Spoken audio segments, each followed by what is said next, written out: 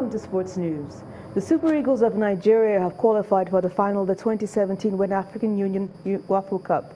The Super Eagles defeated the Squirrels of Benin Republic 1-0 in the semi-final, played this evening at the Cape Coast Sports Stadium.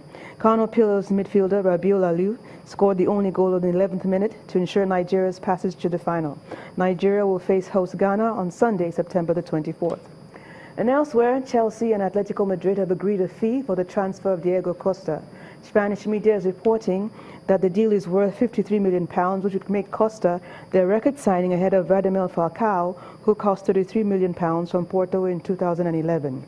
Costa refused to return to Chelsea's Cobham training base this summer, instead remaining in Brazil after claiming Blues boss Antonio Conte told him he's not part of his plans.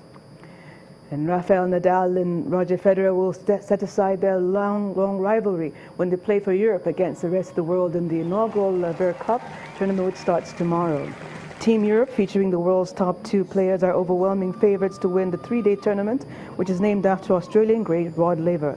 The teams are captained by Bjorn Borg and John McEnroe, whose own rivalry, starting in the 1970s, featured a contrast in temperament and style that made their matches a kind of must-watch event that the Lever Cup organizers hope to showcase. And Andre Ward has stunned the boxing world by announcing his immediate retirement. The 33-year-old American cemented his status as the #1 pound-for-pound fighter in the world after his rematch victory over Sergey Kovalev in June, stretching his unbeaten record to 32 victories. Ward has endured injury problems in the past, but his announcement came as a surprise, with suggestion he could step up in weight to face Anthony Bello or an audacious fight with world heavyweight champion, Nigerian-born Brit Anthony Joshua.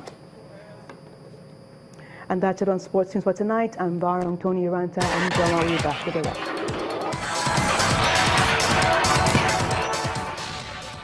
Thanks, Barong. Kenya's presidential rerun will now hold on October the 26th, and that's according to the country's electoral commission. The move came as President Uhuru Kenyatta accused the Supreme Court, which annulled the first vote, of staging a coup against the people.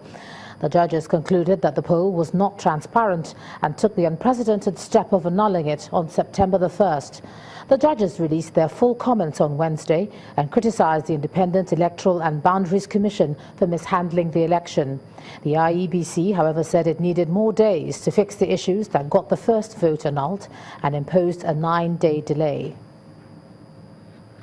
U.S. President Donald Trump has signed a new order boosting sanctions against North Korea over its nuclear program.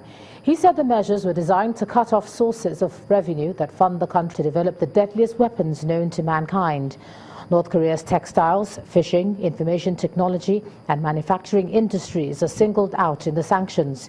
He also said China's central bank had instructed other Chinese banks to stop doing business with Pyongyang. The order enhances the Treasury Department's authorities to target any individual or entity that conducts significant trade in goods, services, or technology with North Korea. And I'm very proud to tell you that, as you may have just heard moments ago, China, their central bank, has told their other banks, that's a massive banking system, to immediately stop doing business with North Korea. This just happened. It's just reported. This new order provides us with powerful new tools, but I want to be clear, the order targets only one country, and that country is North Korea. The regime can no longer count on others to facilitate its trade and banking activities. And the main news again. Federal government officials today listed the benefits of Nigeria's participation in the 72nd session of the United Nations General Assembly. Their comments came as President Muhammadu Buhari arrived in London after the meeting in New York. Also today, the Nigeria Customs Service displayed 470 pump-action rifles in Lagos, said to have been imported from Turkey. It's the third of such seizures in about 9 months.